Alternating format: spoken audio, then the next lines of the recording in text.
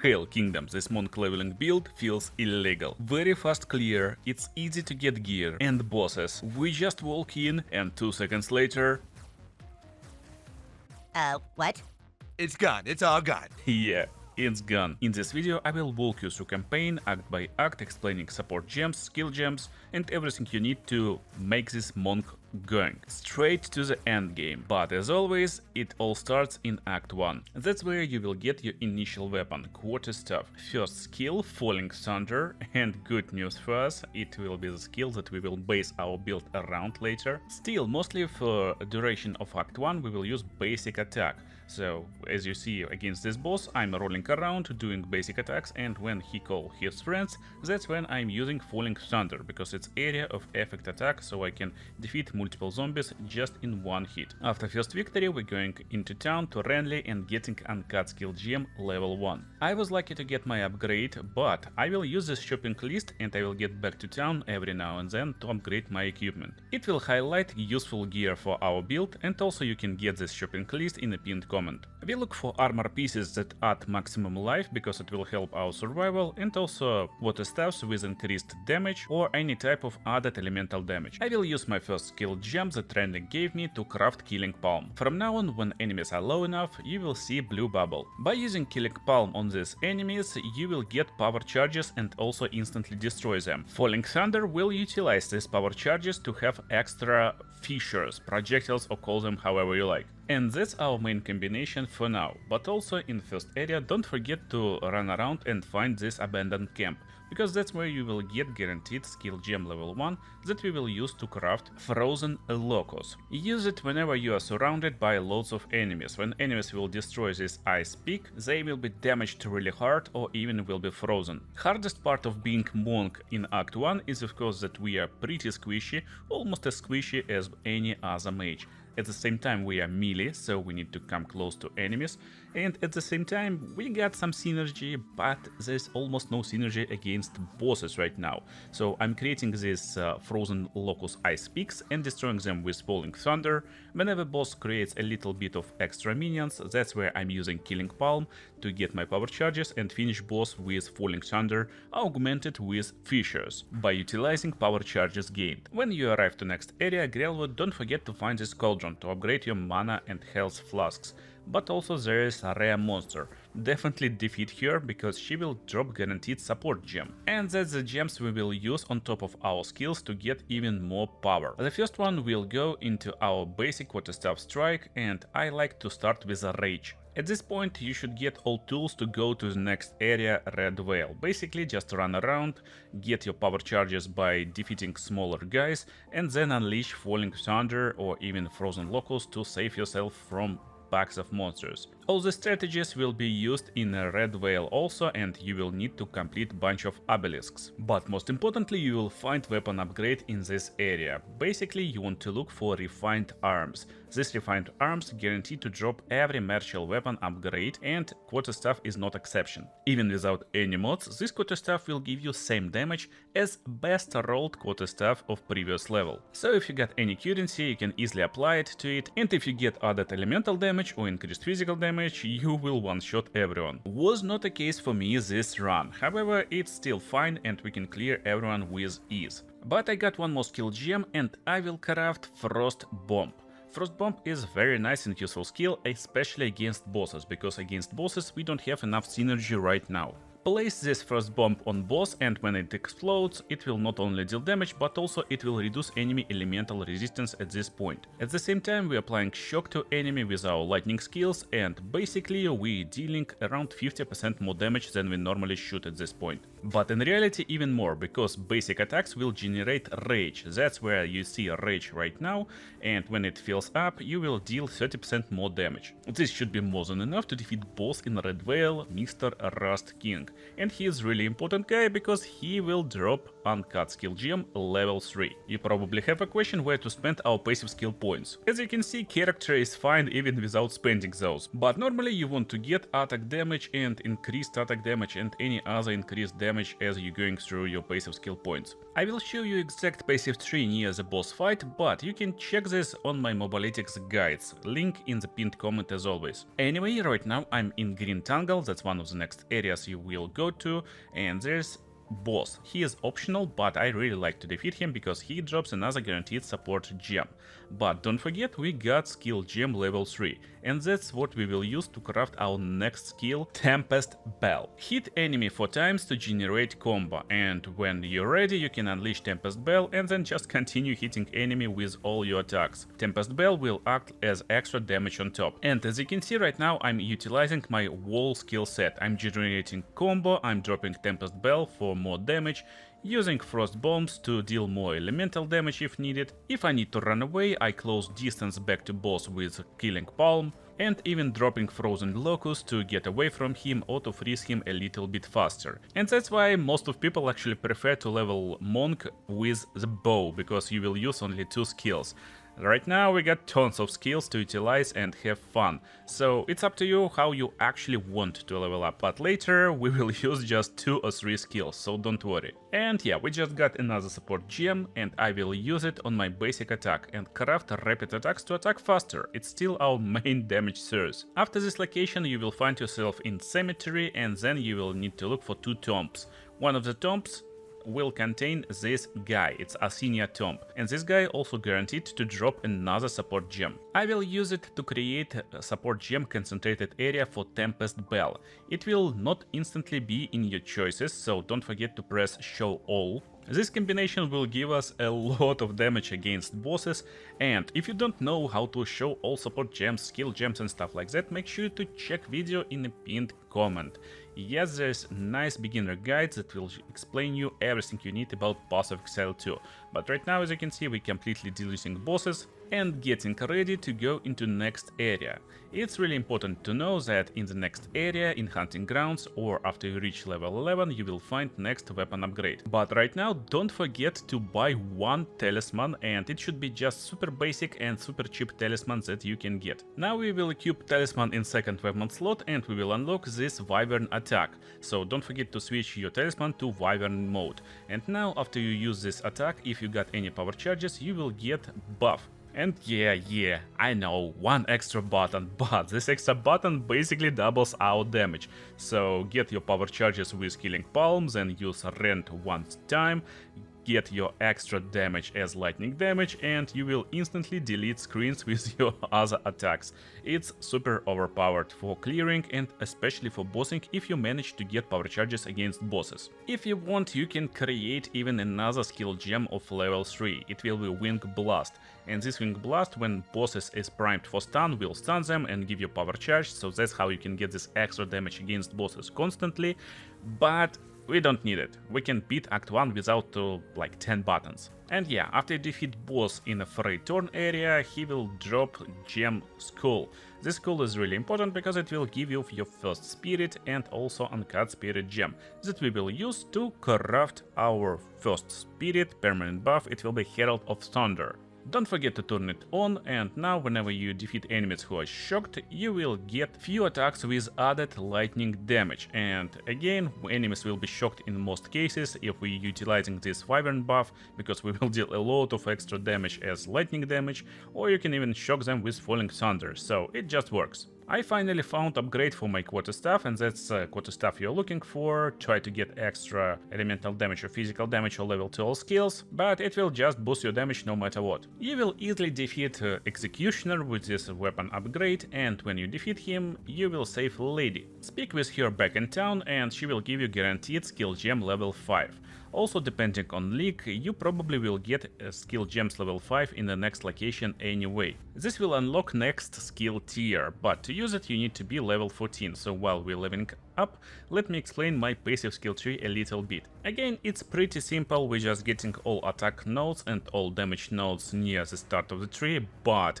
what is different is Essence of the Storm. It gives us just a little bit of damage as extra lightning damage but it making sure that we always get ability to shock enemies with our skills, therefore we utilizing Herald of Thunder a lot more, and we destroying enemies with Killing Palm a lot more often. Now about our skill gem level 5. I will create Ice Strike, and it will take support gems from our basic attack, because that's right now our basic attack. Ice Strike will slow enemy down, also it will be able to freeze them, and it's just great and powerful attack. Rotation is super simple, just few attacks, then drop Tempest Bell, drop Ice Bomb, Frost Bomb, Frozen Locus, and spam enemy with skills, and he will be destroyed. Somewhat good and funny news, you can actually continue playing as Ice Monk, and to do it, just pick all ice skills. I actually got nice Ice Monk leveling build for last season, and it works really good, and all ice skills utilizing different aspects and give you different options to defeat enemies. Few of them will help you freeze enemies a lot more often, few of them will consume freeze to deal more damage, and basically it's nice playstyle. But for this build exactly, we will go straight into Act 2. There will be no changes, we're still trying to do our combination right, and if you manage to get all buffs, you just melt all bosses instantly. Also, when you defeat this first boss and get straight to Ardura Caravan, that's when you can finally get upgrade for your quarterstaff. And you're looking for this crackling quarterstaff. It will always come with added lightning damage, but of course you're looking for some nice mods with increased physical damage, added elemental damage, or even level to all skills. If you find good one, you can even go all in on it and just drop as much currency as you wish until you feel prefixes. Just take a look over here, that's the damage with our quarterstaff from Act 1. Yeah, I'm utilizing this wyvern buffs and all the stuff, and we're having nice damage, we can clear monsters pretty constantly, pretty easily, but when I reach level 16 and finally switch my quarterstaff, it will instantly double my total damage per second. And damage per second is not a biggest problem for us, the hit damage is just insane. Who cares about damage per second when our one hit basically melting enemies? And here, as you can see, at this point Killing Palm may start to look like Flicker Strike. You will jump through the enemies and clear screens. Pretty crazy. Bosses will be removed in just one single combination. And you probably got a question right now, what about Hollow Palm? Why we can't play without weapon? So if you don't know, Hollow Palm is big node on your passive tree, and you can get it right here in Act 2. It will give you ability to use your quarterstaff skills without quarterstaff. And technically you can use it, but crackling quarterstaff that we get at level 16 will carry us through Act 2 pretty easily, and it got insane damage, so why would you want to do it? Later on, in start of Act 3, you will instantly switch to another quarterstaff, it will be slicing quarterstaff, and it with good upgrades will carry us to Act 4. In Act 4 we will get hefty quarterstaff, and with this we can easily go straight to the end game.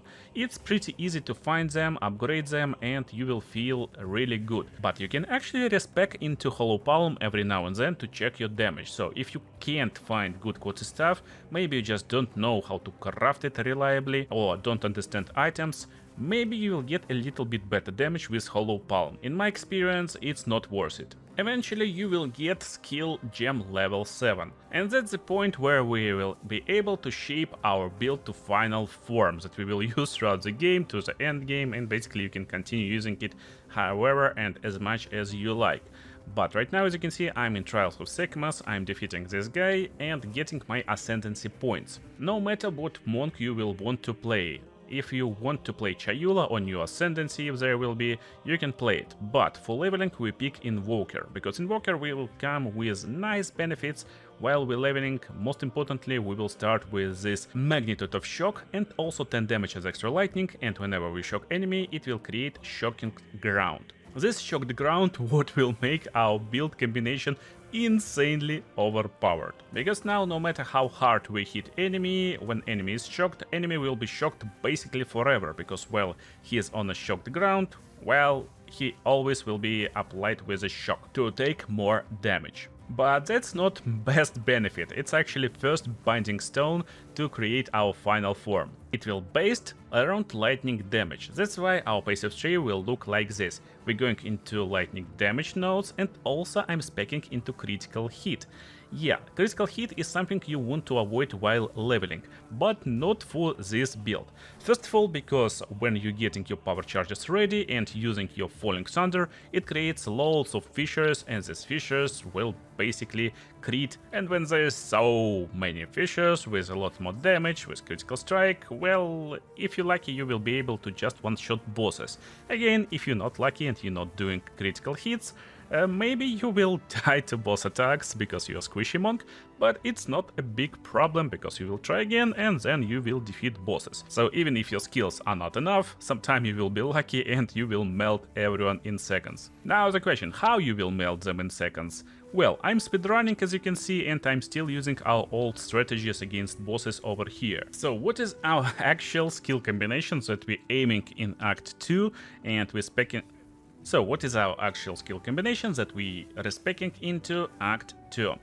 Basically we start with Storm Wave. That's a range attack and it gives us ability to apply shock by standing in the range, so it's pretty easy and safe condition applying tool. Then when enemy is shocked, we will use Siphoning Strike. It's also super easy, and whenever you hit shocked enemy it will consume shock, it will deal more damage to him, and it will give you power charges. After getting power charges we will be able to use Infernal Cry to amplify damage of our next attack.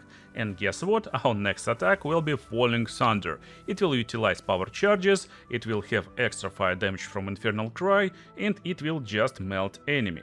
So just use your Storm Wave as basic broom, whoosh whoosh, and monsters are gone. If needed, use Siphoning Strike on more beefier monsters, and against bosses, combination is just brutal. If boss is shocked, you can get your power charges instantly, and basically after few attacks in one combination, Jamanara goes into stage number 2. By applying shock and then using Siphoning Strike, I am getting my power charges pretty fast, and also don't forget, he will stay on shocked ground and he will be shocked all the time, so it's really easy and really fast to get your power charges going, then Infernal Cry and boom, he is basically gone. If you're not feeling safe, just use your range attack and you can even fight bosses like this. Without any trouble, get straight to Act number 3. But I forgot to tell you about support gems in Act 2. Basically it's Pinpoint Critical and Elemental Armament on Siphoning Strike for extra damage and chance to crit more often. Storm Wave will go with Shock for more shock chance, and also Rage, because yeah, well, it looks like range attack, it still generates Rage as melee. Falling Thunder with Lightning Attunement and Elemental Armament 2 for more stable damage, and Herald of Thunder with Concentrated Area also for nice clearing speed. And good part, you don't need to change anything basically. So, in Act 3 don't forget to upgrade your weapon, as I told you, and if you manage to get some currency and upgrade it, well, basically that's how boss fights will look like. I will wait for this lady to stop, she is shocked, and now I can basically spam Siphoning Strike because she will be shocked most of the time. And as you can see, we don't even need any Falling Thunder. With good critical hits, we just melt bosses with Siphoning Strike. And also I'm getting my spirit buff from her. So this spirit buff will give me next permanent buff, and I will use Wind Dancer. Wind Dancer will give us protection in the form of extra evasion.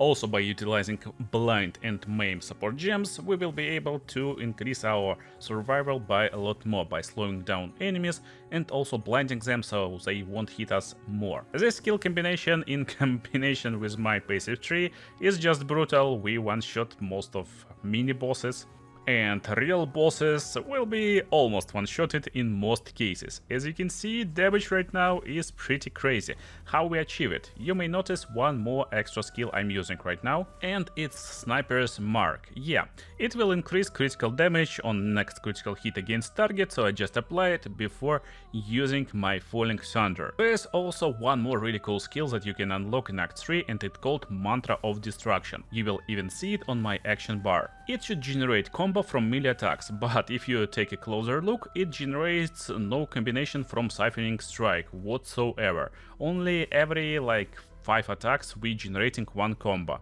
It's basically bug and it should be fixed, so try to craft Mantra of Destruction in 0.5 Try to see if you're generating charges with Siphoning Strike, and if you do, well, it's great addition to our boss damage. You can cast it before Infernal Cry and then just unleash with insane added damage on bosses. Even without it, I would say my damage is fine. So that's clean boss fight. We're basically trying to shock him, then instantly doing our Siphoning Strikes to get our power charges. At full power charges, I'm using this skill buff combination and doing Falling Thunder. That's it. If you want to completely maximize this combo, use Wyvern attack after you get your first power charge to apply shock more often, more constantly, for more added damage, and you will basically melt bosses like this. And that's why I say this build feels like cheating. Yeah, when you get your full combination going, you basically one-shot campaign bosses in campaign gear. That's why it's awesome league starter, and as you can see, boss is just deleted, even in Trials of Chaos. Yeah, I decided to clear Trials of Chaos to get my Ascendancy points, and these points will go into critical hit. First of all, we're getting more critical hit chance, but also our critical hits will ignore resistances of enemies. This will help us defeat all bosses, no matter who we're fighting, without any extra penetration or any other like exposures and other shenanigans. With this setup you will easily clear Act number 3, and if Mantra of Destruction will be fixed, you will be able to clear it even easier, but dealing almost full HP of Doriani at this point is crazy. And you will find yourself in Act number 4. If you're not upgrading your weapon, you will deal with bosses like this. If you're upgrading your weapon, well, you will deal with them even faster. But as you can see, I'm using quarter staff from start of Act 3 at Act 4 boss right now, and that's why again I'm telling you that Hollow Palm is not that really powerful, especially if you know how to get good weapons, and it's pretty easy. Last part is where we aim next. First of all, support gems.